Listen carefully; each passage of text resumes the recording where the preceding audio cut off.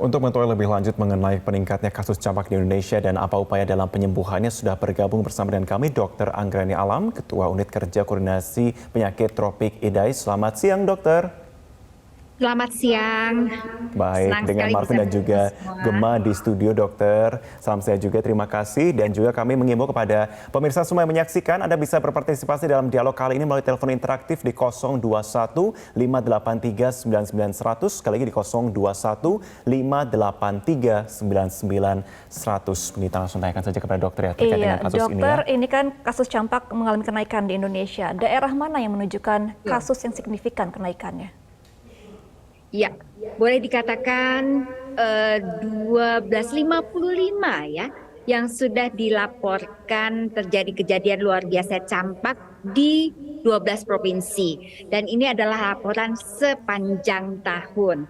Terkait dengan daerah mana-mana saja, boleh dikatakan terjadi kenaikan hampir seluruh provinsi. Jadi semua provinsi berisiko terjadi KLB. Jadi 3/4 wilayah Indonesia masuk very high risk dan high risk untuk terjadi penularan campak. Dan hanya 2 provinsi yaitu daerah istimewa Yogyakarta dan Bali. Itu yang kita katakan sebagai low risk. Nah, Oke. karena kita tahu ya, campak memiliki kemampuan penularan yang bukan main, boleh dikatakan paling tinggi dari semua penyakit, maka sebetulnya kita semua berisiko terinfeksi bila tidak memiliki kekebalan. Nah, kekebalan itulah yang dibutuhkan saat ini agar tidak terinfeksi, yaitu Oke. lengkapi imunisasi campak. Oke, dokter, kalau dari peningkatan yang luar biasa jumlahnya ini rata-rata menimpa pada usia berapa? Balita. Jadi balita bawah 5 tahun dan terutama di 3 tahun pertama kehidupan, itulah anak-anak yang mudah terserang campak karena mereka tidak terlindung oleh imunisasi. Dan jadi mohon ini perhatian kepada orang tua, guru, semua pihak. Saat ini kan tempat penitipan anak, kemudian ada PAUD. Nah, kalau sedang sakit jangan dibawa bertemu dengan teman-temannya karena mudah sekali terjadi penularan. Iya, dokter Anggra, ini gejala umum yang dirasakan oleh anak-anak ini ketika terkena campak apa? Dan apa penanganan pertama ketika anak-anak sudah mulai merasakan gejala dari campak? Oke, untuk campak ini sejak tertular ya, sampai timbul gejala penyakit itu sekitar 1-2 minggu atau rata-rata 10 hari. Atau kita kenal kalau di kedokteran itu masa inkubasi. Dan khas sekali ada 3 fase. Yang pertama adalah fase prodromal, itu sekitar 3-5 hari ada demam. Kemudian ada 3C. Nah, 3C itu cough, korisa, dan kemudian ada konjungtivitis. Artinya si demam itu disertai batuk pilek, kemudian matanya merah dan berair. Lalu fase keduanya fase erupsi. Mulailah muncul pada saat demam paling tinggi, ruamnya keluar mulai dari daerah kepala, kemudian ke badan tubuh, ke lengan kakinya. Setelah kemudian menyebar demikian, masuk fase convalescence. Mulailah demam, gejala tadi batuk pilek, konjungtivitisnya reda atau hilang sama sekali. Ruamnya kemudian makin gelap menyatu, lalu akhirnya hilang. Seperti sisik-sisik lah, berakhirnya demikian. Namun, mengapa kok yang namanya campak ini sangat menular? Karena 4 hari sebelum munculnya ruam sampai 4 hari setelah munculnya ruam itu sangat menular. Bahkan 4 hari sebelum muncul gejala sudah menular sampai 4 hari muncul ruam. Oke, itu pertanyaannya dokter ya. Dokter, saat ini kami sudah bergabung juga, ada penelpon saat ini yang akan mungkin menanyakan juga kepada dokter ya, dan sekaligus mungkin juga berkonsultasi begitu. Saat ini sudah ada bergabung atas nama Lesmana ya. Mungkin bisa kita sapa saat ini. Selamat siang. Terima kasih, selamat siang Mas dan Mbak, dan selamat siang dokter. Ya, silakan. Baik, Bapak. saya langsung saja, Mas. Dokter, yang pertama mau menanyakan, di tengah-tengah kita masih mau membereskan booster COVID kita, begitu. Kemudian yang campak ini merebak, dokter. Yang menjadi pertanyaan yang pertama adalah apakah tempo hari kita masih nakes kita masih agak fokus itu sehingga ini agak ke nomor 2 kan? Atau memang ini bukankah bagian, kalau untuk campak itu lebih ke program imunisasi dasar anak begitu yang mesti berjalan paralel dengan vaksinasi COVID begitu. Itu yang pertama, dokter. Yang kedua, untuk kedepannya ini sambil kita terus sosialisasikan campak, itu apakah bisa yang ini campaknya menjadi vaksinasi untuk di kelas pertama, sementara untuk yang ini di nomor 2 kan? Karena tampaknya kalau paralel menjadi berat untuk barangkali regulator atau apa begitu ya, pengambil kebijakan. Barangkali itu saja dulu, dokter dan Mas, Mbak. Terima kasih banyak. Selamat siang menjelang sore. Ya, selamat siang. Terima kasih Pak Lesmana. Mungkin dokter untuk pertanyaan pertama mungkin ya. Ya, yang pertama tadi mengenai apakah nakes fokus ke COVID sehingga cukup abai untuk campak, dan apakah vaksin campak ini di nomor 2 kan setelah COVID 2 tahun ini difokuskan ya, Marfid ya. Ya, silakan dengan Bu Dr. Anggra ini jawabannya.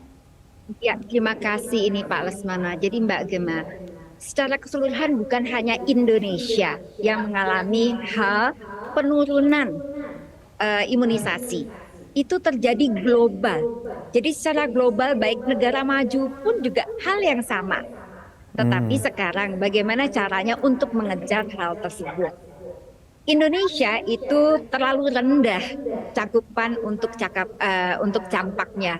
Oleh karena itu bayangkan 3/4 wilayah menjadi very high risk dan high risk untuk penularan campak. Nah, ini harus kita kejar. Benar sekali Pak Lesmana, kita memang dari tenaga kesehatan, Fasiankes, Puskesmas itu bukan main.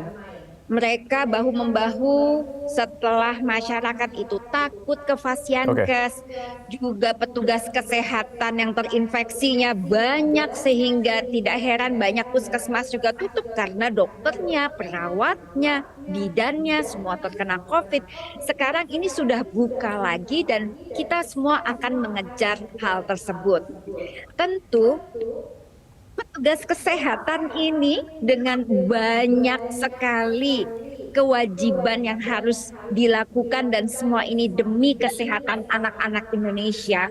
Mohon Kementerian Kesehatan, Fasiankes, para dokter, kami dokter spesialis anak juga dibantu oleh para orang tua masyarakat, pemerintah daerah, kemudian juga sekolah, guru, bahkan juga para ulamanya, agar semua ini bisa bahu-membahu, anak Indonesia dilengkapi imunisasinya yang kurang agar mereka menjadi sehat, tidak terjadi KLB di mana-mana. Karena satu KLB campak, kemudian ada polio, nanti ada lagi penyakit-penyakit lain yang tinggal menunggu di depan pintu karena imunisasinya tidak lengkap. Jadi mohon semua pihak bantu tenaga kesehatan. Oke dokter, kita masih akan ada juga penelpon dan juga pembahasan kita juga belum selesai di sini. Dokter harus ditahan dulu karena kita akan kembali usai jeda. Tetaplah bersama kami di Newsline. Pemirsa, Anda kembali di Newsline. Kita akan lanjutkan dialog bersama dengan Dr. Anggraini dari IDAI. Dr. Anggraini, ini kan masih berbicara soal campak. Masih banyak masyarakat yang tidak bisa membedakan antara campak dan juga cacar. Apa sebenarnya beda dari gejala dan juga penampilan dari fisiknya begitu? Sangat mudah. Kalau cacar itu seperti ada airnya. Kalau campak tidak, seperti tergigit nyamuk tetapi banyak sekali dan mulainya dari kepala kemudian menyebar ke tubuh dan lengan. Serta demamnya lebih tinggi dan pasti ada 3C tadi. Ada batuk, pilek, konjungtivitis. Dok, ini masih juga menjadi banyak sekali kepanikan warga ya ketika anaknya kemudian ada indikasi. Apa langkah pertama yang harus dilakukan untuk penanganan? Oke, kalau anak demam tentu berikan penurun demam yang aman. Kemudian apabila ditemukan ada yang tadi batuk, pilek, apalagi mata merah berair, segera ke fasilitas kesehatan terdekat. Fasiankes terdekat itu ayo cepat kunjungi, bukan apa-apa. Kalau anak kita balita apalagi belum pernah diimunisasi, gizinya kurang, atau sedang konsumsi obat-obatan tertentu jangka panjang, atau dia memang punya komorbid seperti COVID ya, maka berisiko mengalami campak yang berat. Itu yang kita paling waspada. Oke dok, ada juga pertanyaan dari penonton nih, tapi kita nggak bisa menelpon ya. Ini kalau ada anak yang terkena campak, boleh mandi nggak dok? Mitos ini, betul. Oke, apabila masih demam, lakukan seka hangat. Itu juga membantu menurunkan demam. Justru pada campak kulit mesti bersih. Tidak boleh terjadi infeksi. Melakukan mandi atau mandi itu malah bagus apabila anak tidak demam. Oke, dok, terakhir imbauan kepada orang tua tentunya untuk bisa segera menyegerakan imunisasi juga tentunya terkait dengan adanya langkah-langkah antisipasi untuk anak-anak. Ya, saat ini adalah saat yang tepat untuk kita semua. Dengan terjadinya kejadian luar biasa di berbagai wilayah Indonesia merupakan suatu kesempatan untuk mengingatkan. Tidak bisa tidak. Hanyalah imunisasi untuk anak. Lengkapi sesuai usia. Lengkapi sesuai jadwalnya agar anak-anak kita terhindar dari berbagai penyakit yang seharusnya dapat dicegah dengan imunisasi seperti campak, rubella, difteri, tetanus, polio, pertusis, dan lain-lain. Sehingga akhirnya anak Indonesia menjadi anak yang generasi sehat, kuat, tidak sedikit-sedikit sakit. Kita kawal bersama ya. Betul, kita kawal bersama. Terima kasih Ketua Unit Kerja Koordinasi Penyakit Tropik IDAI, Dr. Anggraini Alam sudah bergabung bersama kami. Terima kasih dok, selamat kembali melanjutkan aktivitas.